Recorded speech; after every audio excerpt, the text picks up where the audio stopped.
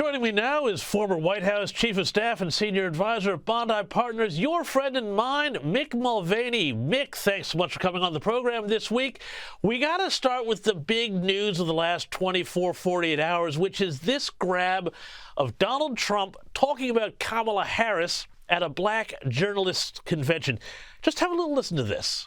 She was always of Indian heritage, and she was only promoting Indian heritage. I didn't know she was black until a number of years ago when she happened to turn black, and now she wants to be known as black.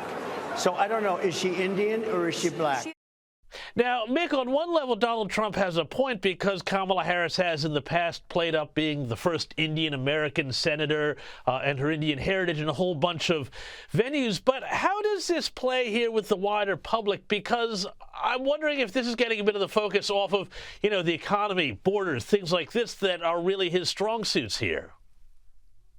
Yeah, James, it reminds me of the times that I used to talk to the president during the 2020 campaign, and I would make suggestions about how I thought maybe he was off message here or there. And he would always look at me and say, so, Mick, how many times have you won an election for president? 0? Okay, we're going to do it my way. This is one of the times I would have that conversation with him and say, look, Mr. President, I get it. I suppose I get it. I mean, you can be both black and Asian. That's not something that's impossible to do. In fact, it is what Kamala Harris is. But more importantly, I think politically, every single minute he is not talking about the border or about inflation, he's talking about something that voters probably don't care very much about. At the end of the day, if I was in the Oval Office at the end of that speech that you've just showed, I'd ask him, say, Mr. President, did we gain any votes today? Who did we pick up with that, as opposed to talking about the things that we know we can do well on, which is the economy, immigration, Israel, et cetera? Yeah, I mean, it seems to me that there's a bit of a danger right now for the Trump campaign that the Republicans are letting the Democrats define the race, and Trump gets drawn into these fights. But Kamala Harris and the Democrats, they're now just running on the vibe of the thing and not really getting any proper scrutiny now. Is that where we are at the moment? Listen, it's a great point, and one that Trump could have made, and he made a little bit during that interview with the National Association of Black Journalists. That's what the clip that you just showed, where later on he said, look, I'm here. Kamala Harris didn't even show up.